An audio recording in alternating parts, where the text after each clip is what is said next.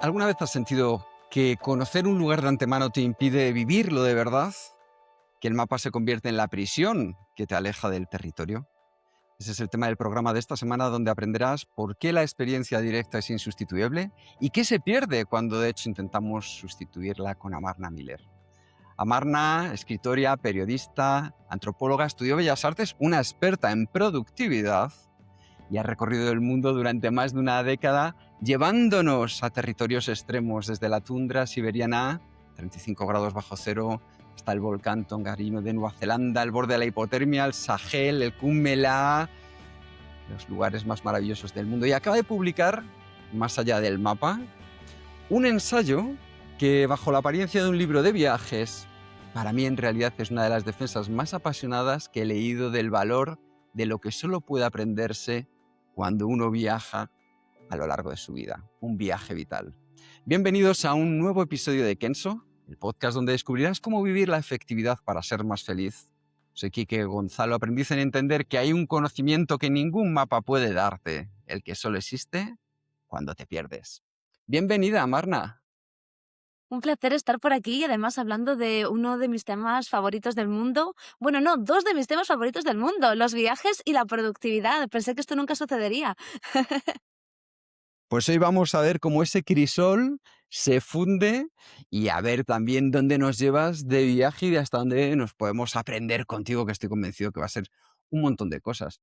Yo creo que, como en todo viaje, hay un punto de partida. Casi todos los lugares importantes de nuestra vida a veces vienen con un mapa ya dibujado. Sabemos qué sentir, sabemos a veces cómo va a terminar, qué tipo de persona puede salir, y luego el territorio no se parece al mapa. Yo me gustaría ir al inicio de tu viaje. ¿Cómo era Amarna cuando era una niña? ¿Dónde empezaron esos primeros sueños de viajes? Pues fíjate que siento que en el mundo de la exploración, en el mundo de los viajes, siempre se habla de espíritus que desde que son muy pequeños han sido súper libres, ¿no? Personas que estaban, bueno, pues de padres exploradores, de familias que desde siempre les han apoyado en esas ganas de salir ahí fuera.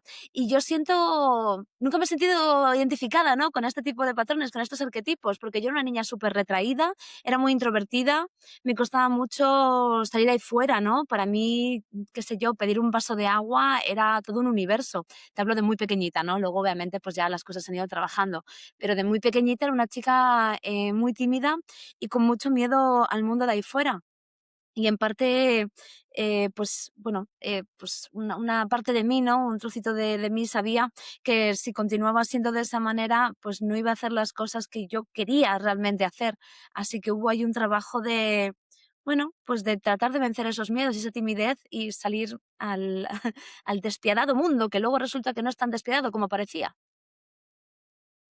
Y yo creo que aquí hay algo que es tremendamente interesante, ¿no? Y es que esa parte de introspección, de timidez, en el fondo marca luego también quién eres en el camino, porque todos en algún momento de nuestra vida, cuando hemos sido pequeños, pues hemos tenido esas circunstancias, ¿no? Yo llevaba gafas, yo sé que tú también llevabas un parche, ¿no? Sí, parche en el ojo, era esa niña. Siempre hay una niña en la clase o un niño que tiene parche en el ojo. Yo era de esos. Qué bueno. Y ese parche en el ojo te inspira historias, porque yo tengo que decir que parche en el ojo pirata me viene asumida enseguida esa imagen. Sí, bueno, mis padres cuando me regalaban cuentos hacían dos cosas. O bien me regalaban cuentos de piratas, o bien en los cuentos de colorear normales les pintaban parches a los personajes que aparecían para que yo le quitase un poco, qué sé yo, el odio, ¿no? El estigma al parche, porque es verdad que te hacen bullying cuando llevas parche en el ojo y que es incómodo, te suda el ojo por dentro, no es muy divertido. Así que mis padres sí se lo curaron mucho. También me dejaban ponerle pegatinas al parche para ir así como un poco fashion dentro de dentro de lo que había, ¿no? Dentro de las circunstancias. Fíjate que me parece que es algo maravilloso, porque ya una evocación simplemente de los piratas, de vivir aventuras, de salir hacia esos lugares donde cualquiera no se atrevería para ir hacia ese mundo. ¿En qué momento puedes decir que fue en el que pasaste de proteger a esa niña a decir, voy a vivir estas aventuras? Mm, bueno, al principio fue gradual, ¿no? Pues para mí la chispita, ¿no? Que avivó la llama fueron los libros de viajes. Desde pequeña mis padres me apoyaron mucho con la lectura y bueno, yo he sido siempre una niña, una persona adulta también muy lectora. Y los libros de viajes, pues qué sé yo, pues de Julio Verne hasta los libros de Rudyard Kipling, ¿no? El libro de la selva, precisamente así. Pues bueno, son libros que a mí me inspiraron mucho a imaginar que fuera de mi barrio, fuera de mi casa, fuera de mi colegio y de mi ambiente, que en ese momento era muy restrictivo y muy cerrado, había algo más que se podía llegar a ver, que podía ser interesante.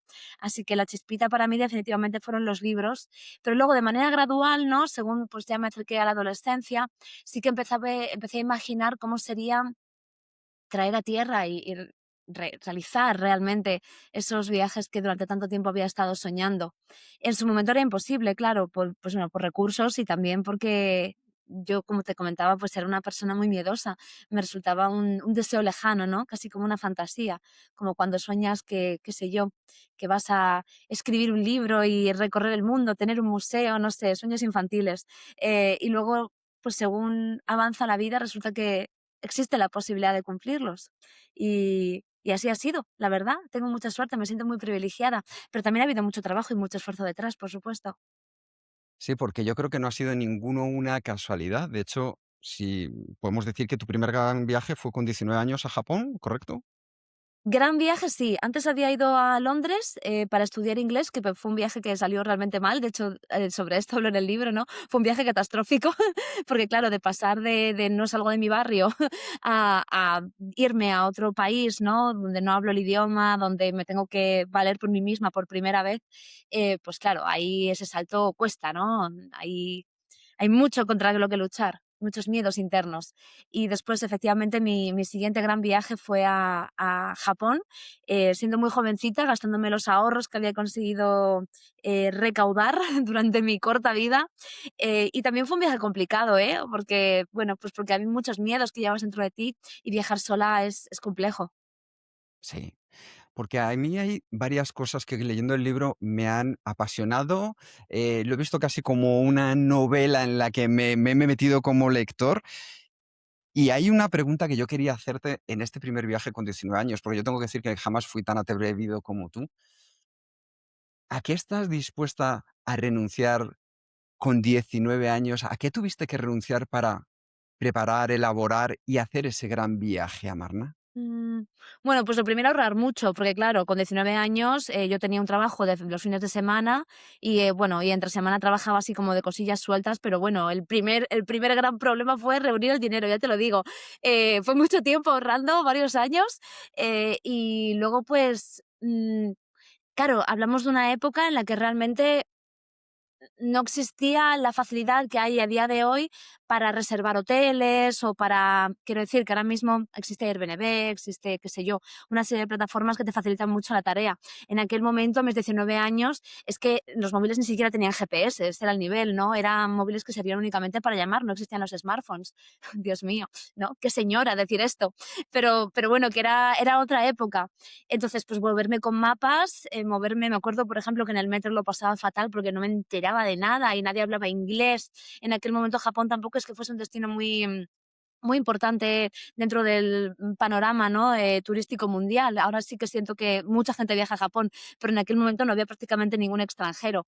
Y fue muy bonito, pero también fue duro en muchos sentidos. También yo estaba con una depresión terrorífica, en plan, como que se mezclaron muchas cosas y fue un viaje complejo, pero que también me sirvió para aferrarme un poco a esa idea que yo estaba tratando de consolidar, de que realmente podía hacer la vida, tenía los medios para construirme la vida que yo deseaba, ¿no? Incluso por el camino hubiese peajes que pagar, pues por ejemplo que, bueno, que estar sola durante tanto tiempo al final cuesta, ¿no? Con esas edades, ahora ya no me cuesta, ¿no? Ahora me voy ahí un mes a la montaña y encantada de la vida, pero en su momento estar un mes sola, pues claro, era duro de gestionar. Yo he seguido a través de Mina Barrio, también vi cómo habías empezado a hacer todos estos viajes. Mina Barrio, a quien entrevistamos también en este podcast hace tiempo. Mina es fantástica, por favor, sigamos a La todos, o verdad, sea, grandísimos consejos da. Sí, sí, sí. Además, ayuda mucho para poder tener esa parte visual y he visto cómo tú lo has ido incorporando también. Pero una de las cosas que me llamaba muchísimo la atención, Amarna, es que tú llevas contigo una carga, yo tengo que decir que creo que bastante filosófica de lo que es el viajar, ¿no? El viaje como experiencia vital, como terapia. Y creo que el libro habla mucho de intentar no llevar el mapa dibujado de antemano, ¿no? Porque, ¿qué nos puede suceder cuando el territorio más opaco que hemos tenido que recorrer no era geográfico, sino mucho más emocional, mucho más personal? Bueno, temazo este. Contestándote lo primero que has dicho, efectivamente, a mí la parte que más me interesa de todo esto es la parte reflexiva. Al final las anécdotas las cuento porque son una manera de hilar, ¿no? Y de hacer que la lectura sea sencilla, que el lector también empatice y conecte con la historia. Un ensayo que es únicamente palabras académicas, pues no le apetece a nadie, a no ser que seas un obseso del tema, como podría ser yo. Pero realmente para reflexionar desde una perspectiva ensayística sobre el viaje, mola tener anécdotas, ¿no? Historias que vayan entrelazando esos conceptos que a veces son un poco más teóricos o más intensos. Respecto a lo que comentabas, ¿no? La obsesión con, pues qué sé yo, con las certezas. En Occidente estamos muy obsesionados con querer saberlo todo, ¿no? Querer medir nuestros pasos al caminar, cuántas calorías estamos quemando al día, cuántas... Bueno, al final y fíjate que estamos en un podcast sobre productividad. Al final, esta obsesión que tenemos en Occidente con la productividad surge un poco por esa necesidad de tener controlada la situación. A mí a nivel laboral me parece perfecto porque también te permite hacer más en menos tiempo y permitirte tener más tiempo libre, ¿no? Que es lo que realmente queremos. Pero también hay una zona oscura, ¿no? Dentro de toda esta tendencia que tiene que ver con querer que todo esté controlado, ¿no? Que todo esté, bueno, que todo sea medible de alguna forma.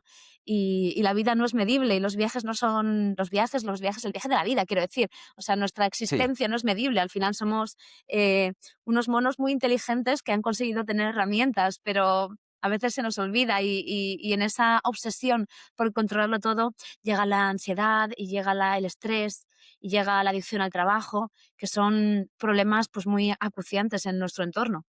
No sé si te estoy contestando siquiera, me he ido un poco por las ramas. Si no, tú con un latiguito me dices, contéstame, Amarna. Al contrario, a mí me encanta que la gente sea libre para llevarnos a aquellos lugares que quiera compartir con nosotros, porque una de las cosas que decías en el libro, que me gustó mucho, es que venías de la quietud. Lo decías tú antes, ¿no? Que tu primer viaje fue Londres, una experiencia que no fue la mejor, después vino Berlín, pero venías de esa quietud. Pero esa quietud yo he entendido que no era paz, ¿no? Era como algo más. No, claro, yo vengo de una infancia más bien restrictiva, por una parte por la educación de mis padres, por la otra porque también yo era una niña muy enferma, estaba malita con todo y entonces se me crió un poco entre algodones para que no me pasase nada. También soy hija única, ¿no? Creo que al final todos son, bueno, variables dentro del mismo contexto. Y, y se me crió un poco entre algodones. Fui una niña muy cuidada. Y cuando tuve la posibilidad de salir ahí fuera, ¿no? De enfrentarme yo misma a la vida, todo me daba miedo. Había mucho temor en mi cabeza de todo lo que podría pasar, de todo lo que podría pasarme. Y luego, por supuesto, esta incertidumbre adolescente, infantil, ¿no? De qué va a ser de mí. Ahora ya con 30 y pico años ya hay una historia vital en la cual apoyarte a la hora de estar segura de tus decisiones, pero cuando eres más joven, realmente el universo de ahí fuera es una incertidumbre absoluta. Puedes hacer cualquier cosa. La vida es una página en blanco, ¿no? Con condicionantes y obviamente con privilegios o falta de privilegios, pero hay muchísima más, bueno, sí, más incertidumbre a tu alrededor. Y yo esa incertidumbre no la vivía de una manera divertida, para nada. Yo la vivía con temor, ¿no? Tantas cosas donde elegir y yo aquí sin saber qué hacer, ¿no? Pero no me gustaba y tenía claro la dirección a la cual quería dirigirme, ¿no? Tenía claro que quería viajar, que quería ver mundo, que quería experimentar, que quería centrarme en conocerme más a mí misma, que quería trabajar. A mí me encanta trabajar, pero no quería que el trabajo fuese mi vida, ¿sabes? Quería como desarrollar otros ámbitos. Y de la manera en la que he ido pudiendo, he ido labrándome una vida en base a todas estas cosas que me han ido apeteciendo o gustando. Me ha acordado mucho, yo tengo unos años más, pero me has llevado a mi adolescencia en un momento de tu libro, cuando retomas esta cita de Ixunt Dracones, que era en los Sí. mapas medievales, era esa frase donde marcaba el borde de lo conocido. Hoy, Amarna, ¿dónde está tu propio Ixunt Dracones? ¿Qué territorio sigue siendo dragón para ti? Pues mira, al final, como cualquier historia, esto es circular. En el libro hablo mucho del viaje del héroe de Joseph Campbell, que plantea que cualquier viaje del héroe, ¿no? Pues desde Jasón hasta Ulises, tiene un punto de partida que también es su punto de regreso, ¿no? Entonces, se trata de un infinito. De hecho, en la portada del libro, esto todavía no se lo he dicho a nadie. Eres el primer periodista al que se lo cuento, pero bueno, mira, un huevito de Pascua, ¿no? Un regalito. En la Gracias. portada del libro, aquí, este infinito, gracias al fantástico diseñador que lo hizo y que tuvimos una reunión para explicar exactamente todo lo que quería, este infinito simboliza un poco esto que quería contarte, y es que cualquier viaje tiene que permitirte el regreso al punto de inicio. No puedes viajar sin fin. El viaje es una condición, no un estado del ser, ¿no? Y como condición, pues finaliza. Estás viajando, no eres viaje, ¿no? Estás de viaje. Entonces, en esa ida y vuelta, a mí, en este momento vital, lo que más me cuesta y con lo cual estoy reconectando es con el volver, porque viajar es fácil, salir es fácil, es la huida, ¿no? El descubrir cosas que antes no conocías y, y utilizarlas para transformarte a ti misma y utilizarlas para conocerte mejor. Pero lo que realmente es duro y es complejo es volver. Y ahí es donde está mi Hicksund Draconis que decías, ¿no? Ahí es donde está mi margen del mapa, mi margen de lo conocido en este momento, que es en reencontrarme con Madrid, que es mi ciudad, el lugar donde he crecido y el lugar donde tengo mi nave nodriza, ¿no? Mi base de operaciones. Y estoy reencontrándome con la ciudad y con todas las cosas preciosas que hay aquí si tienes la mirada y la atención dispuesta a encontrarlas.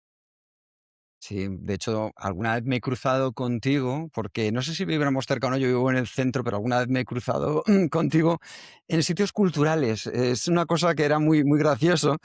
Y me acordé mucho de una canción de un grupo que se llamaba Pastora, a raíz de lo que contabas ahora, que se llamaba la canción Un cuaderno lleno de cuentos, y decía una parte de la letra que solo viaja quien regresa. Entonces, eso me transformó cuando lo leía en tu libro, me recordaba ese momento, porque muchas veces parece que el viaje es una tendencia a huir, a un sitio que en cierto modo hacemos esa parte de turista, que ahora tú nos contarás también, y eso se puede llamar viajar, pero creo que no brinda la oportunidad de ese cambio existencial que tú nos compartes en tus viajes. ¿Dónde encontramos ese punto en el que podemos de verdad saber que no estamos huyendo, sino que estamos viajando? Yo creo que el cambio que comentas es una consecuencia indirecta del viaje, pero nunca puede ser su fin. Suele pasar, y de hecho hay muchas personas que dan un vuelco completo a sus vidas cuando vuelven de un gran viaje, y suele pasar que haya viajes transformadores, pero el momento en el que estamos específicamente a hacer un viaje para buscar la transformación o para buscar el cambio, estamos cerrando el tiro, porque es buscar, una consecuencia en la meta, es imposible, ¿no? Es como esta frase manida, pero que es cierta, de que no puedes enamorarte si estás buscando el amor. Tú no puedes estar en búsqueda de algo que te cambie la vida. Tú haces lo que te gusta, te centras en tu verdad, te centras en lo que quieres hacer, y eso como consecuencia suele cambiarte la vida, pero si lo haces en el sentido contrario no funciona y tú puedes llegar incluso a situaciones que puedan llegar a ser, tóxicas o, bueno, o complejas, ¿no? Entonces, uy, se me ha vuelto a olvidar tu pregunta, siempre igual, es que me encanta divagar. ¿Me estabas preguntando por la transformación o no? ¿Esto me lo he sacado yo de la manga? Sobre el viaje, sobre esa parte en la que pasamos de ser turistas a no sé si Ah, llamarlo viajeros en cierto modo. mm. A mí no me gusta mucho hacer esta diferencia, vaya, esta distinción, porque siento que a día de hoy todos somos turistas en realidad, todos usamos las infraestructuras turísticas para poder llevar a cabo nuestros viajes. En el momento en el que utilizamos pues, un vuelo de bajo coste, un autobús, incluso un coche de alquiler, o que nos alojamos en un hotel o comemos en un restaurante en el centro de una ciudad, estamos utilizando infraestructuras que en gran medida se han planteado para el turismo. Entonces, hacer esta distinción me parece que tiene un punto un poco jerárquico y a veces incluso un punto clasista, ¿no? Como que intentamos crear una separación entre ese turista, ¿no? Al que tanto criticamos cuando estamos en casa, pero que nosotros mismos somos cuando estamos fuera, ¿no? Bueno, a este gran movimiento que hay ahora, ¿no? Del Tourists Go Home, bueno, las gentrificaciones aquí en las grandes capitales, ¿no? En Barcelona, en Madrid, todo esto son efectivamente grandes problemas que hacen que nosotros cuando viajemos no queramos identificarnos con lo que rechazamos en casa. Pero hay un punto hipócrita que me parece absurdo. El problema no es llamarnos viajeros o turistas, sino que los estados, ¿no?, y los gobiernos tienen que hacerse cargo de una situación que se va de madre en muchas circunstancias y en muchos aspectos y, y, y solucionarla desde esa parte como institucional, ¿no? Pero el problema no es la etiqueta. Separar las etiquetas es simplemente, bueno, pues ponerle un revestimiento diferente a algo que en el fondo es lo mismo. Así que yo estoy a favor de hacer un alegato, o sea, yo quiero hacer un alegato a favor del turista y del turismo y de reconocernos como turistas, que es en realidad lo que somos. Es verdad que somos turistas incluso de la propia vida. Hay un poema que ahora antes mencionabas a Jasón y a Ulises, ¿no?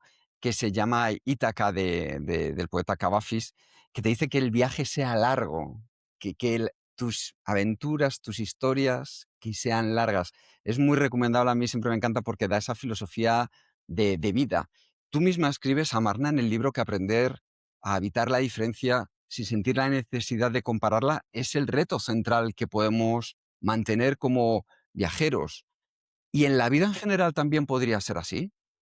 Bueno, totalmente, totalmente. Es que yo creo que si nos pusiésemos más a menudo en los zapatos de los otros, existirían muchísimos menos problemas, muchísimo menos racismo, menos clasismo, menos críticas uf, hacia la diferencia de opiniones, porque vivimos ahora mismo en un mundo donde el debate constructivo es muy complejo, no hay casi espacio para poder debatir de los temas con calma, está todo como muy polarizado. Y creo que en gran medida esto sucede porque no empatizamos con el otro, porque dejamos de verle como un ser humano. Y hablo de personas que viven en lugares lejanos, pero también hablo de a lo mejor tu vecino del quinto, ¿sabes? Se nos ha roto un poco ese mecanismo de la empatía y creo que viajar en gran medida es un antídoto contra esto, porque cuando pasas una semana viviendo con una familia en la tundra siberiana, pues es que por narices acabas empatizando con su forma de vida, incluso con aquellas cosas que a priori cuando llegaste te parecían que eran irreconciliables. Puede que acabe el viaje y sigas sin reconciliarte con estas cuestiones, pero por lo menos vas a entender su perspectiva y desde ese entendimiento se puede llegar a lugares comunes. Mientras que haciéndolo todo desde la distancia y sin ver al otro como un ser humano, pues es que es imposible que lleguemos a ningún punto que sea positivo o sano. Y es que hay algo maravilloso en todo lo que confluye en el viaje vital de la propia vida, que tú dices también, ¿no? Que perderse no es no saber dónde estás, sino dejar de necesitar saberlo. ¿Cómo puede ser Total. que esa niña que decías tú antes con tanto miedo de repente ha llegado a una reflexión tan profunda como esta y haya dado ese salto cualitativo? Y ser tan Yo valiente, por así decirlo. Yo aquí vivo en 2 universos que de alguna manera interseccionan, ¿vale? Porque yo por una parte soy una persona que me encanta, yo soy muy controladora, mi trabajo está muy organizado, soy una persona muy disciplinada y muy recta, ¿no? En mi forma de vida, ¿no? Como que un poco cabeza cuadrada incluso, ¿no? Como que tengo muy claro las cosas que quiero, las que no quiero, las que considero que están bien, las que considero que están mal y las sigo a rajatabla, ¿no? Pero esa Marna también convive con una Marna que estudia Bellas Artes y le encanta, qué sé yo, pues perderme por ahí en el bosque haciéndome una ruta, ¿no? Y de alguna manera luchar contra esta, contra esta Amarna madre, ¿no? Que está intentando que todo esté organizado y que todo siga las normas. Y de alguna manera, que yo tampoco acabo de comprender muy bien, hay una intersección ahí donde consigo una paz muy bonita en la que consigo estar centrada en las cosas que siento que merecen, o bueno, que en las que necesito estar centrada porque la sociedad me lo exige, como puede ser, por ejemplo, el trabajo o qué sé yo, hacer la declaración de la renta y llevar al día mis facturas, ¿no? Cosas aburridísimas. Mientras que por otro lado puedo permitirme irme a un sitio, a una ciudad que no, sobre la que no sé absolutamente nada, no leer nada, llegar allí ni siquiera tener alojamiento y ver, tirar para adelante y ver un poco lo que va fluyendo y dejarme ir con ello. Y ahí encuentro una paz que me cuesta mucho encontrar en el día a día, ¿no? Y es lo que estoy intentando hacer a día de hoy, ¿no? Este es mi gran reto. Antes, cuando me preguntabas cuál es mi Hicksum Draconis, este es mi reto, ¿no? Conseguir que esa fluidez que consigo en los viajes y esa paz de espíritu en la incertidumbre me funcione también en otros aspectos que sí que siento que tengo como un poco más agarrados, ¿no? Donde sí que siento que soy demasiado inflexible. Es que me encanta esta imagen que decías de habitar dos universos en el mismo Ajá. momento, porque es algo que yo sentía mucho cuando leía tu libro, ¿no? Porque por un lado estamos hablando de una persona con una formación en antropología, una persona productiva, luego hablaremos de cómo te organizas, porque eso a mí me tenía absolutamente maravillado, y al mismo tiempo tienes esa capacidad de lanzarte a la aventura, y sobre todo para mí una capacidad que es la más especial, y es con todo ese conocimiento que tienes, pero adquirido, vives la historia, vives el viaje como una aventura y no como algo que ya has generado tu propio mapa que termina condicionando tu territorio. Cuéntanos, aunque estés en ese proceso todavía, pero ¿cuáles serían las 2 o 3 cosas que más te han ayudado a poder hacer convivir estos 2 universos para que los demás, que a lo mejor vivimos en otros universos también parecidos, pero más cortitos de distancia, que podamos aprender y ponerlas también en práctica, Marna? Qué pregunta tan buena, pero mira, según lo decías, me estaban viniendo a la mente cosas un poco más tangibles. A ver, la Marna organizada y controladora al final es una Marna muy racional, ¿no? Es una Marna que todo lo lleva a la mente. Mientras que la otra, la que sale por ahí a fluir, es como mucho más emocional. Entonces yo creo que para poder darle espacio a esa Marna artista, vamos a llamarla así, lo que hago es racionalmente pensar si lo que estoy haciendo tiene o no sentido dentro de mis, bueno, dentro de mi cuadradito mental. Lo que hago, o sea, si lo que si tengo que expresar el proceso, lo que hago es pensar, a ver, ¿realmente existe algún problema real de que yo me vaya ahora mismo a, no lo sé, la capital de Rumanía, sin tener ningún tipo de conocido ni amigo allí, sin tener alojamiento, sin tener ni idea de qué es lo que me voy a encontrar? ¿Existe algún problema asociado a eso? Y la Marna Nacional dice, pues la verdad es que no, no. ¿Qué pasa? Si me voy a comprar una SIM card en el aeropuerto, voy a mirar un bus para llegar al centro y allí pues me meteré en Booking o miraré alrededor y encontraré un sitio en el que quedarme. Ya está, ¿sabes? Son cosas que puedo hacer perfectamente en Madrid, y si las puedo hacer perfectamente en Madrid, probablemente allí también pueda, ¿no? Entonces, trayéndolo a lo racional, como que consigo aliviar un poco esa carga de ansiedad o de miedo que todos tenemos, ¿no? El miedo a lo desconocido.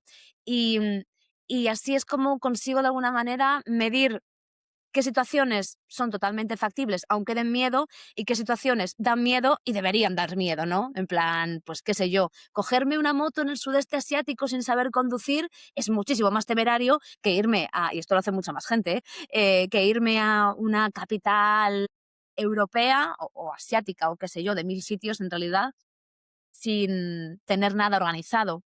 Entonces yo creo que es como traer un poco a tierra de forma racional qué cosas son verdaderamente un peligro y cuáles no. La verdad es que me parece que es muy interesante porque al final te das cuenta que muchos de los miedos, cuanto más nos acercamos a ellos, antes desaparecen y sin embargo, si nos alejamos, se amplifican. Total. Esa conquista que tú estás haciendo es una conquista que sigues trabajando en ella, como decías, durante tu día a día de forma habitual. ¿Cómo te ha ayudado la productividad en esa parte racional sin dejar de lado la parte de las emociones para que puedas seguir conviviendo esas 2 personas? Pues para mí es crear un espacio seguro para que mi niña pueda salir, ¿vale? Y el espacio seguro lo creo a través de tener controladas cuáles son los límites en los cuales se puede jugar, ¿no? Yo no soy para nada una persona impulsiva, no soy una persona em, que tome decisiones de un día para otro. Yo las cosas las traigo mucho a tierra, las pienso y desde ahí ya construyo. Entonces, para mí es como crear un espacio, ¿no? Como una cerca segura donde esa emocionalidad y esa niña y esa artista, ¿no? Puedan salir y jugar sin miedo. La que calcula el miedo, la que calcula las opciones es la Marna disciplinada y racional. Pero luego, una vez eso está calculado, hay campo libre, ¿no? Y ahí hay algo bonito que me permite pues tener, bueno, qué sé yo, pues publicar un libro, tener la disciplina de poder sentarme todos los días y a escribir y hacerlo, ¿no? Proponerme cosas y llevarlas a la práctica. Yo soy la antiprocrastinación, por ejemplo. Yo en cuanto decido algo, ya está, empiezo a hacerlo al instante. Y creo que ha sido, pues, un juego, ¿no?, de muchos años, ¿no?, de muchos, muchos años, de entenderme a mí misma, comprender qué es lo que a mí me hace falta para llegar a ese estado que me hace tan feliz, pero también que ese estado sea un lugar seguro, ¿no?, que no tome decisiones que me llevan a lugares a los que luego realmente no quiero estar. Esto me parece clave porque creo que das una de las, yo creo que recursos más potentes que puede existir y es el entrenamiento de la capacidad de intuición. ¿Cómo funciona tu intuición para hacerte, oye, tomas una decisión, vas a por ella, pero estoy seguro que antes ha ejecutado tu cabeza miles de pensamientos anteriores para poder tomar esa decisión? ¿Cómo funciona ahora mismo tu intuición respecto a tu día a día? Potente este tema, me encanta que lo toques porque además ha habido un cambio radical en mi vida, ¿no?, al respecto de la intuición. Siento que al principio yo como persona racional me fiaba únicamente de las cosas que yo podía medir, ¿no?, en plan de las cosas que eran cuantificables a nivel mental. Pero desde hace, pues, unos buenos 7, 8 años a esta parte, me di cuenta de que al final, cuando yo sentía que algo no iba a funcionar, y lo racionalizaba y decía, bueno, puede que funcione. Al final nunca funcionaba. Y fue como, oye, ¿no estaré yo aquí perdiéndome como una gran parte de la, qué sé yo, de la vida por estar dándole tantas vueltas a la cabeza? Y ahí fue cuando conscientemente, ¿no? Porque yo todo lo hago desde la consciencia, me gustaría ser un poco más suelta. Veo que hay gente que está muy conectada con esa parte emocional. Yo estoy conectada, pero a través de la cabeza. Eh, pero bueno, en ese momento sí que decidí soltar un poco más y decir, oye, mira, cuando, por ejemplo, cuando conoces a alguien y esa persona no te da buenas vibras, pero tú racionalmente dices, esta persona a mí no me ha hecho nada, en plan de, si la acabo de conocer, no tengo ningún motivo, no sé nada de ella o de él, no tengo ningún motivo para sentir esto. En su momento, a lo mejor daba una oportunidad, ¿no? Y decía, venga, va, si mentalmente estoy diciendo ok, sigo con el ok. Y ahora ya no lo hago, ahora si siento que es un no, y ya está. Y continúo con otras cosas. También porque he aprendido, y en esto tiene mucho que ver la productividad, he aprendido a valorar mucho mi tiempo. Mi tiempo, nuestro tiempo, es lo más valioso que tenemos, porque es lo único que no podemos recuperar. Otras cosas se puede trabajar para recuperarlas, el tiempo no. Entonces, entregar mi tiempo a un proyecto, a una persona, a, a una filosofía, a lo que sea, entregar mi tiempo es el regalo más grande que puedo hacer. Entonces, si estoy sintiendo, si tengo la intuición de que algo no merece mi tiempo, esto puede sonar muy frívolo, pero es que así como lo siento. Si siento que algo no merece mi tiempo, no se lo doy. Incluso aunque sea la oportunidad laboral de mi vida y que mis repres me digan, por favor, Amarna, di que sí a esto, si no lo veo, no lo veo. Y así he conseguido tener, creo, una vida muy alineada con mi verdad y estoy muy contenta con, bueno, pues con mi situación actual. Incluso aunque por el camino haya perdido trabajos o a lo mejor, quién sabe, a lo mejor he perdido cosas, pero desde luego una cosa puedo decir que es que lo he hecho alineada con mis pensamientos y con lo que yo creía que era correcto. Y esta parte de renuncia del perder es algo que tú también tocas en tu libro, porque de hecho nos explicas que la palabra perder viene del latín perdere, dar por completo, dejarse ir, y perderse en cierto modo no en forma de extravío, sino de entrega.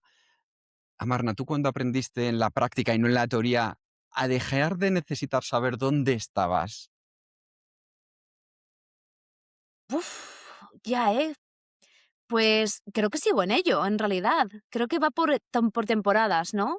Porque hay momentos en los cuales para sacar adelante ciertos proyectos tienes que dedicarles todo tu tiempo, mira, otra vez vuelve el tiempo, tu tiempo, tu esfuerzo, tu capacidad mental. Para sacar un libro, por ejemplo, no puedes estar muy perdida. Para sacar un libro tienes que tener muy claro qué tiempo tienes, cuántas horas puedes dedicarle, qué deadlines, o sea, qué fechas de entrega vas a estar cumpliendo y ser sincera con ello. Entonces ahí pues no puedes estar en el vibe, ¿no? En la temporada de voy a ver por dónde va la vida, ¿no? Porque son momentos exigentes, ¿no? Son procesos creativos muy exigentes donde pones mucho de ti.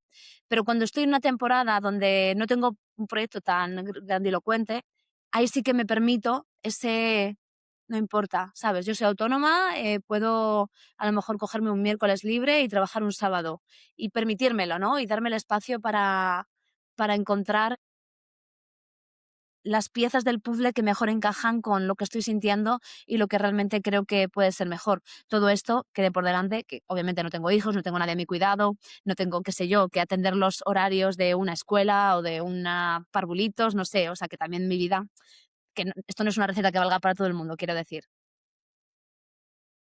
Hay algo que a mí me apasiona y es lo que pues, solo puede saber la piel, ¿no? Una de las historias que cuentas es en Sahel, donde presencias un parto y la madre fallece 3 días después por una infección. Y todo esto al final se guarda, esas experiencias las guardas en tus cuadernos de viaje, encuadernados de manera muy especial. ¿Cómo consigues al final guardar esas experiencias, escribir sobre ellas algo que te ha podido transformar? ¿De qué manera práctica lo llevas a ese cuaderno? Y luego, ¿qué utilidad le das al mismo? Cuando ya ha terminado el viaje, más adelante. Para mí la integración es súper importante y creo que hoy en día, en esta vida, hiperconectada, y superrápida que llevamos, se nos olvida, a mí la primera, que las pausas son necesarias para poder comprender lo que nos está sucediendo y situarnos a nosotros mismos dentro de la cuestión. Yo por muchos viajes que haga, por muchas cosas increíbles que estoy viviendo, si no me tomo un tiempo para poder traerlo a tierra y pensar qué estoy haciendo siquiera, ¿no? ¿Cómo me estoy sintiendo? ¿Cómo me está afectando todo esto? ¿De qué manera, si es que está sucediendo, me está transformando o me está haciendo reflexionar?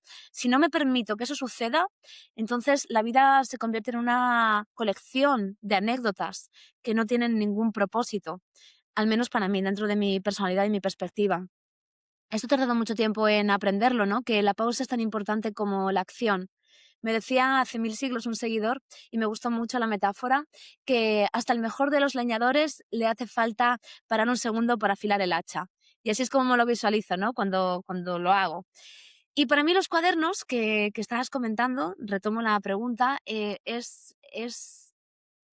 son una herramienta imprescindible dentro de la integración, porque todos los días, cuando estoy aquí en Madrid también lo hago, solamente que mi cuaderno de Madrid es mucho más cutre que los que me hago de viaje me los curro mucho para que sean bonitos, pero permitirme un tiempo cada día o casi casi cada día para poder escribir sobre el cómo me siento, qué estoy sintiendo, hacia dónde quiero dirigirme. Pero aquí en Madrid siento que al final los días son bastante parecidos, ¿no? Porque hay una cierta rutina, una cierta cotidianidad. Cuando estás de viaje estás viviendo tantas cosas nuevas que en un día se condensan las vivencias de un mes entero. Así que por eso se me hace imprescindible escribir, reflexionar y traer a tierra qué es lo que estoy aprendiendo o qué es lo que me está evocando todo lo que estoy viviendo. Y luego aparte, pues obviamente son una excusa fantástica, yo que he hecho Bellas Artes, para poder mantener activo el músculo artístico mientras estoy de viaje. Yo creo que con todas las experiencias que has vivido, hay una pregunta que me viene a la cabeza. ¿Hay lugares que no te permiten abandonarlos del todo? Bueno, sí, total. Yo, de hecho, amo volver a los sitios. Esto de ir cada vez a un país nuevo o a una zona nueva, a mí no me ha llamado nunca la atención. Me gusta repetir, me gusta ir muchas, muchas veces a un sitio, porque creo que repitiendo destinos eres capaz de profundizar como una cebolla, ¿no? Que vas metiendo en cada una de las capas, te permite profundizar pues, en la cultura, en el idioma, pero también en las relaciones, en los vínculos con la gente. Volver a un sitio y volver a ver a la misma familia que conociste hace 5 años, me parece que es precioso. Y en ese sentido, pues son lugares que se te quedan muy dentro. A mí, por ejemplo, y ya a estas alturas debería de verdad pagarme el país por todo lo que hablo de ello, pero es que Sudán del Sur a mí me cambió mucho la vida, me pilló en un momento que fue muy importante, y para mí volver a Sudán del Sur, es también volver a esa Amarna que fui y reconciliarla con la Amarna que soy. Ahí hay algo muy bonito, ¿no? También, cuando repites un destino, te encuentras a ti misma en otro momento vital y puedes avanzar en ciertas cuestiones que a lo mejor estabas reflexionando en ese momento, o simplemente aprender a través del reflejo, ¿no? De ti misma. Ahí hay algo muy bello, la verdad. Yo creo que algo que transmites todo el rato durante esta conversación es entender que la vida no es suficiente con narrarla, no basta con teorizarla, hay que vivir de verdad. Tú que has tenido tantísimas experiencias, que nos cuentas en tus cuadernos todo sobre lo que has vivido. ¿Cuáles son los siguientes límites que estás deseando explorar? Aquí hay una gran ironía, ¿eh? Ojo, porque a mí me gusta mucho exprimir las cosas y racionalizarlas, pero yo de fondo tampoco pienso que esto sea lo más positivo, ¿eh? Yo la gente que es capaz de estar simplemente en un sitio, estando o pararse y no hacer nada, me parece súper valioso y ojalá pudiese hacerlo yo más. Y de hecho, contestando a tu pregunta, estoy intentando darle la vuelta y hacer menos cosas y racionalizarlas menos. Simplemente permitirme a mí misma estar de cuerpo presente aquí y ahora sin tener que darle tantas vueltas a la vida. Me estoy leyendo justamente ahora un libro de Krishnamurti. Mira, aprovechando que estoy aquí en Sí. mi casa y que te lo puedo enseñar, te lo voy a enseñar así de facto. La libertad primera y última. Krishnamurti habla mucho sobre esto que te acabo de contar, ¿no? Sobre dejar de esforzarnos, ¿no? Dejar de hacer el esfuerzo mental, que a veces estamos tan metidos en el cerebro, tan metidos en lo que queremos conseguir, en lo que queremos alcanzar, en cómo transformarnos para ser mejores, más virtuosos, más honestos, que se nos olvida que eso al final es todo una cosa, un enredo mental que nos estamos creando a nosotros mismos y que todo esto se soluciona simplemente existiendo, estando. Biografía del silencio de Pablo Dors, también un libro fantástico que habla de la meditación. Entonces, por muy irónico que sea, teniendo en cuenta lo que estamos hablando, hacia donde estoy intentando dirigirme de una manera no esforzada, sino sintiente, es hacia esas máximas vitales que tienen que ver con el yoga, con la meditación, con el aquí y ahora. eh, pero bueno, es todo una conciliación compleja. No, yo creo que es maravilloso, Pablo, de hecho, a quien entrevistamos aquí en el episodio 383, Oh, wow, porque ¿te lo que acuerdas me del parece tan episodio, santo apasionante. cielo? ¿Te acuerdas del Es que número del fue no hace episodio? demasiado, Ah, no fue hace demasiado y fue una experiencia realmente potente para los dos. Lo disfrutamos mucho, luego lo hemos comentado varias veces y han surgido ahí sinergias.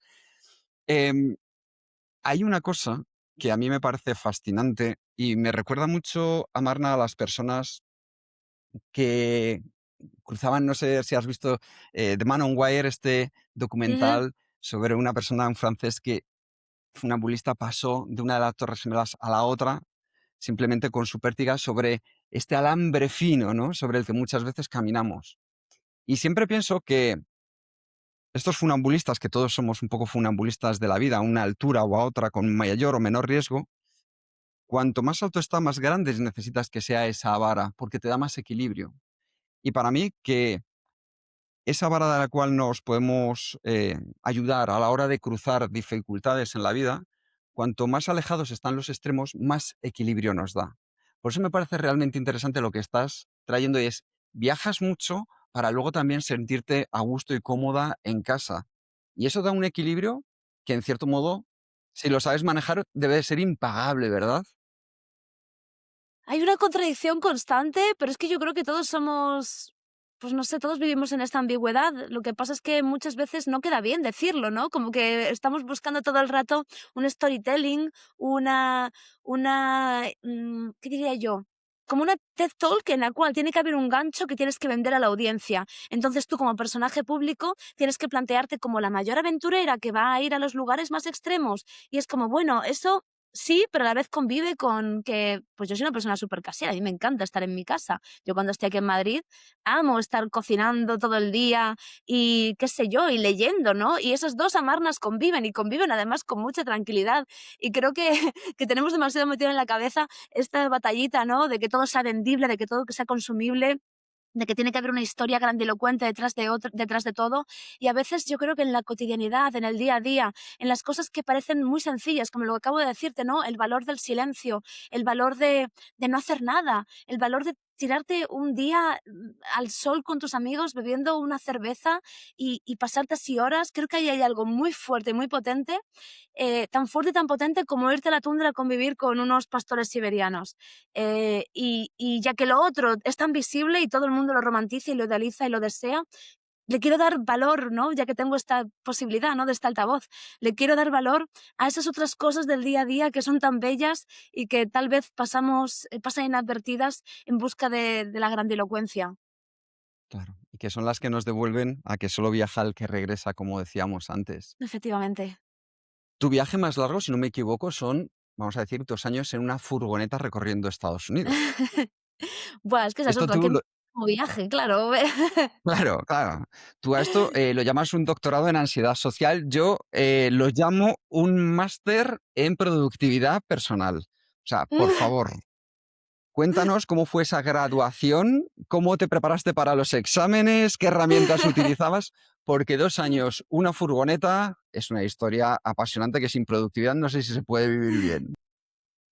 Pues todo empezó porque yo estaba viviendo en Estados Unidos, llevaba ya un tiempo en una casita, bueno, en una habitación, en un piso compartido, en una casa compartida en Los Ángeles, y según pasaba el tiempo pensaba, joder, llevo aquí un año, ¿no? Porque yo pensaba que me iba a mudar, ¿no? Por el resto de mi vida. Luego resultó que no, ¿no? Que volví a España y encantada de haber vuelto. Pero en ese momento todavía pensaba que el resto de mi vida le iba a pasar allí en Estados Unidos. Era mi intención. Y me veía que en un año que había estado, al final mi habitación estaba llena de cosas, tenía un armario lleno de ropa, tenía un montón de posesiones que me daban un poco igual, ¿no? Y tuve ahí como una especie de revelación un día, ¿no? Me levanté por la mañana y pensé, pero ¿cómo he podido acumular tanto? Lo voy a vender, ala, ya está, me he cansado. Y me puse a vender cosas un poco al principio, pues simplemente para vaciar lo que era mi cuarto, y según pasaba el tiempo, en ese momento yo estaba que quería empezar con YouTube. Yo tenía plataformas bueno, tenía pues seguidores en Instagram, tal, en otras plataformas, pero YouTube todavía nunca me había llamado la atención y sabía que quería intentarlo. Y pensé, buah, esto sería como un buen proceso, ¿no? Para grabar en vídeo en un formato así un poco largo, ¿no? Y explicarle a la gente pues esta decisión de hacer mi vida un poco más minimalista. Y según estaba con esta idea en la mente, pues ya que vendía todo, ¿y por qué no empezar a viajar, no? Ya que estaba deshaciéndome de mis posesiones. Y una cosa lleva a la otra, yo me acababa de comprar una furgoneta y fue como, hostia, si me mudo a la furgoneta un rato, ¿no? Así como al cabo de las semanas el pensamiento acabó cojando. Y, y fue la excusa perfecta. Me puse a grabar los vídeos para YouTube haciendo un reto en lo que en su momento iban a ser 21 días viviendo en la furgoneta. Vendí mis cosas, me mudé a la furgoneta y a los 21 días dije, pues esto está genial, en plan, está muchísimo mejor que tener un piso, ¿sabes? Me ahorro mucho más dinero, sobre todo en Estados Unidos, que la vivienda es ridículamente cara. Y además, pues la excusa perfecta para ponerme a viajar. Así que la cosa se estiró. Seguí grabando vídeos para YouTube.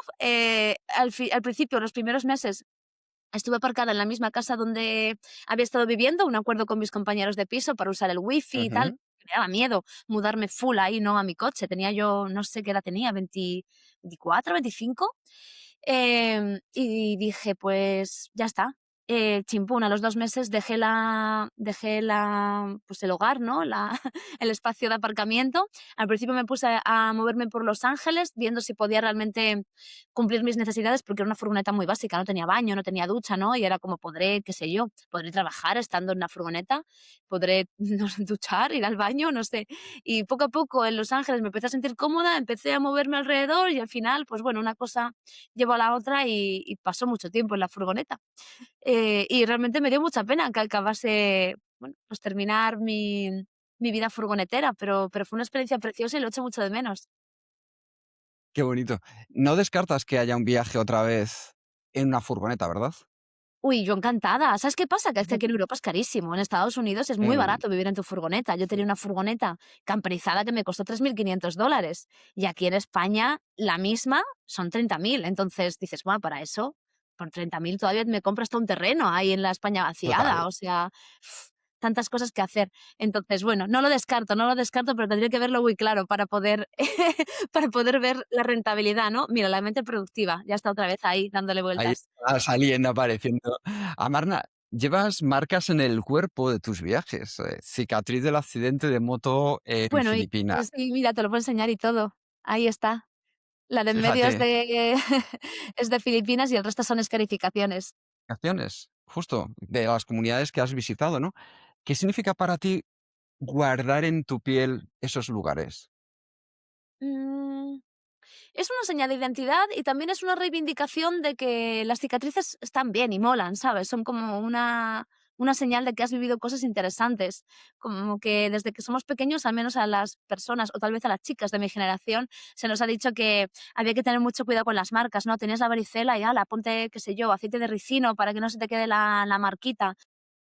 Y creo que menos mal, desde pequeña en mi casa, en mi familia, como que se vio muy normal el hecho de tener cicatrices, marcas, y se veía de una manera positiva, ¿no? Como una especie de señal de guerra, señal del guerrero. Creo que era en el cabo, no sé si en el Cabo de Buena Esperanza o el paso de Drake, no me acuerdo exactamente en cuál de los 2, pero antiguamente, cada vez que los marinos pasaban por allí, se hacían un pendiente, ¿no? Un pendiente en la oreja, para reivindicar todas las veces que habían pasado por ese paso tan peligroso, ¿no? Y cuando veías a un marinero, un pirata, ¿no? Con un montón de pendientes, simbolizaba que había viajado mucho. Y, mm, y es una historia que siempre me ha parecido preciosa, ¿no? Que la marca en la piel signifique algo. Eh, que también me parece bien que sea meramente estético, pero vaya, que para mí sí que me gusta que haya ahí un significado. Y creo que es una reivindicación que he querido llevar a la primera persona, quitándole este valor negativo, ¿no? A la cicatriz, a la marca, a que tu cuerpo cuente una historia. Ay, qué bonito es convivir con ellas, ¿verdad? Y enseñarlas con orgullo. Yo creo que es de las mejores cosas que nos puede pasar a nivel físico y emocional también, porque es amor. Y yo creo que hablando de amor, este libro tiene mucha historia, ¿no? Lo dedicas a Luis, el amor de tu vida, y en el prólogo escribes este texto, ¿no? Que es una historia de amor. En el Cummelá estabais los dos como guías, ¿no? 600 millones de personas, 40 días. ¿Qué te enseñó ese viaje sobre amar? Uh, sobre amar, uf. A ver, es que el Kumbela fue muy duro. El Kumbela para mí, lo primero es que los 2 viajes que hice al Kumbela, los hice guiando para mi agencia de viajes. Entonces estaba, eh, en un espacio donde se realizó la mayor reunión humana de la historia, ¿vale? Que son 400 millones de personas. Esto no nos cabe en la cabeza, como occidentales o como europeos, no nos cabe en la cabeza lo que son 400 millones de personas. Y estando guiando, tenía que mantener, a todo el mundo bien y a salvo. Así que fue, tanto yo como Luis, ¿no? Que también estaba guiando conmigo, teníamos que estar como muy atentos de que todo saliese bien. Así que fue una gran historia de amor hacia nuestros viajeros, eso definitivamente. Y también un viaje que nos puso en situaciones muy complejas. Vivimos una estampida humana, por ejemplo, que era una cosa que yo nunca, obviamente, no. ¿Quién puede decir que la ha vivido? O sea, y que de alguna forma no en la cabeza, en tu cabeza no cabe, ¿no? Lo que es realmente una estampida humana. Cuando lo ves en las noticias no te imaginas lo que puede ser estar ahí dentro. Pero hablando de emocionalidad y de corporalidad, ¿no? Lo que comentábamos antes, es algo donde sientes la muerte, donde sientes que un paso en falso puede acabar muy mal. Y, y fue un viaje complejo en muchos sentidos. Nosotros lo llevamos de manera muy sana, ¿no? Y los viajeros lo pasaron muy bien, y nosotros también con ellos, obviamente, pero como personas responsables del grupo hubo momentos complejos. Si pudieras enviarle ahora una sola frase, un solo mensaje, 37 años atrás, a esa niña Madrid que construía sus nidos interiores para no romperse, ¿qué le dirías? Buah, cree en ti, sigue para adelante, lo estás haciendo bien. Más confianza, ¿no? Porque en aquel momento todavía había mucho miedo. Y a día de hoy también lo hay. Lo que pasa es que tengo la suficiente edad como para ver que las cosas hechas a la manera en la que yo las hago, que es un poco, pues al margen, ¿no? Como un poco a mi bola, de mi manera, que se puede y que ha salido bien, ¿no? Porque en ese momento va a haber un montón de personas que te digan, buah, no hagas esto, no hagas lo otro, céntrate en seguir una, qué sé yo, una vida convencional, ¿no? Estudia la carrera, busca trabajo de algo de lo que hayas estudiado, búscate una hipoteca, tal, ¿no? Sigue como esta vida establecida. Y, y decidí no hacerlo y ha salido genial, ¿no? Pero en ese momento, mientras estaba decidiendo si hacerlo o no hacerlo, todavía tenía mucha incertidumbre, ¿no? Mucho miedo a, ¡buah! Nunca voy a encontrar trabajo, qué sé yo, me voy a quedar por ahí sin dinero debajo de un puente por no haber seguido las reglas de la sociedad, ¿no? Así que lo que le daría es muchos ánimos y confianza en que está haciendo lo que tiene que hacer. Bueno, pues vamos a ir ya aterrizando poco a poco este maravilloso viaje de vuelta a casa. Y hay alguien que te dejó una pregunta, y es Abraham Boba, cantante del grupo León Benavente, y que ha escrito recientemente un libro, 163 centímetros. Y la respuesta, perdón, y la pregunta que dejo para ti, Amarna, es si crees que has perdido la capacidad de emocionarte. No, definitivamente no. Yo soy una emocionada de la vida. Eh, ay, de hecho, mi bio de Instagram dice algo así, ¿no? Estoy enamorada del mundo. Sí, no, no, no, yo soy una enamorada de la vida, soy una persona muy positiva, además, me gusta ver siempre el vaso medio lleno y, y me encanta emocionarme y emocionarme por las cosas más pequeñas, ¿no? Me levanto por la mañana, veo a mi pareja y da igual cuántos años pasen, me muero de amor y me muero de la emoción, ¿no? Así que no, todo lo contrario y orgullosa de ello. Pues ese es uno de los hábitos más productivos, levantarse por la mañana enamorado de la persona que estás al lado y Sí, con esa sensación, o de uno mismo, y de decir esto merece la pena. Amarna, sí, ¿tú qué le sí. preguntarías al próximo invitado o invitada de este podcast? Y además sin saber quién es, ¡guau! Mira, antes me has hecho una pregunta que me ha parecido muy interesante y que además nunca había contestado en una entrevista, que es el cómo reconciliar, bueno, me lo has planteado de otra manera, ¿no? Pero tal y como yo me la he quedado es cómo reconciliar la emocionalidad con la racionalidad, ¿no? Cómo encontrar ese espacio intermedio, esa intersección. Y esa va a ser mi pregunta para el siguiente invitado o invitada. ¿De qué manera reconcilias tu yo emocional con tu yo racional? Mira qué intensa ella. Creo que va a ser intensa a todos los niveles, sobre todo también por la persona que va a responder, que creo que tiene mucho que ver, creo que va a ser potentísima. Pues Vale. Amarna, vamos hacia el cuestionario Kenso, 12 mismas preguntas a todos los invitados. ¿Cuál es la regla de Amarna Miller para vivir mejor? Mm. Ser honesta conmigo misma y con lo que verdaderamente quiero, incluso aunque eso no encaje con lo que los otros quieran de mí o lo que el mundo me diga que tengo que hacer. Si tuvieras que compartir un solo aprendizaje de todo lo que has vivido hasta ahora, que ya hemos visto que es bastante, ¿cuál sería? Trabajar desde pequeños y educar a nuestros hijos en la confianza en uno mismo, porque con confianza, te comes el mundo y la inseguridad te lleva a siempre dudar de lo que haces. Así que cosa súper importante. Si alguna vez soy madre, lo tengo clarísimo. O sea, a mí es algo que me ha salvado la vida. O sea, confiar en lo que hago y estar segura de ello. ¿Cómo se titularía tu biografía? ¿Y en qué momento? Eso se resume todas mis decisiones. ¿En qué momento? Vaya, me mudé a mi No furgoneta, ¿no? sabemos si Y con estuve 2 años por ahí. exclamación, exclamación, signos de interrogación o simplemente una enunciación. Maravilloso. ¿Cuál es el libro que más has regalado? Pues mira, Biografía del silencio de Pablo Dors. Justamente hace nada hay una iniciativa muy bonita de una asociación que se llama Teta y Teta, junto con Alas Olvidadas, que básicamente regalan libros a mujeres que están en centros penitenciarios de España y lanzaron una convocatoria para que quien quisiese pudiese mandarles libros que fuesen, bueno, que pensásemos que puedan servir, ¿no? A una persona que esté, a una mujer que esté en un centro penitenciario. Y mandé como 5 ejemplares de Biografía del Silencio porque dije, guau, si si alguna vez estoy en la cárcel, ¿no? ¿Cuántos síes? Y no hubiese leído este libro, creo que me ayudaría mucho. Así que, buah, claramente nunca había regalado 6 ejemplares de un mismo libro. Amarna, ¿quién te gustaría o te hubiera gustado conocer? Mm,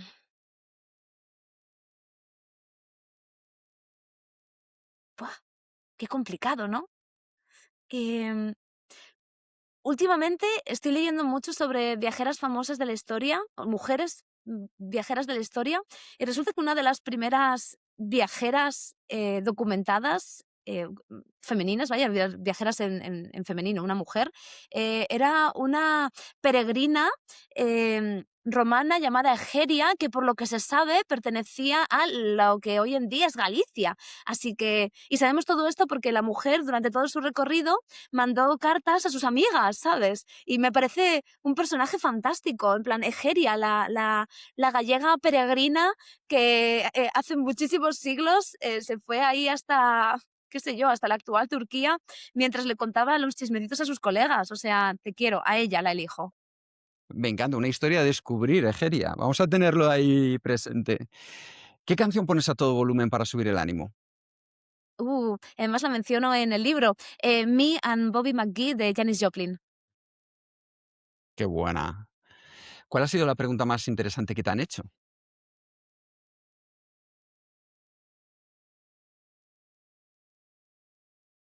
Tantas, tantas que contestar. Pero, pero hay una pregunta que me hizo el otro día un amigo que me gustó mucho, que es cómo a lo largo de mi vida he redefinido mi idea del éxito. Oh, mira, la siguiente tiene algo que ver con eso. ¿Qué se te viene a la cabeza cuando piensas en felicidad?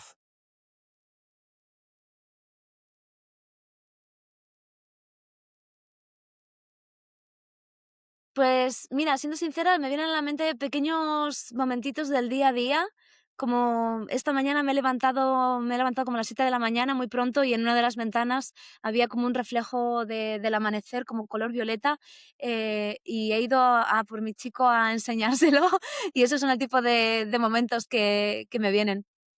Qué Cosas bueno. pequeñitas, ¿no? Percibir esas cositas. Maravilla. ¿Qué película volverías a ver cada año? Mm. Pues mira, de viajes, Into the Wild, Hacia rutas Mm, salvajes, la tradujeron. sí. Sí, Hacia rutas salvajes, me gusta mucho. Ah, y Captain Fantastic, con Viggo Mortensen, Ah, buenísima también. wow. Dos grandes películas, dos grandes bandas sonoras. Sí, Si tuvieras que dejar un mensaje en una cápsula, en este caso para tu yo del futuro, ¿qué te dirías?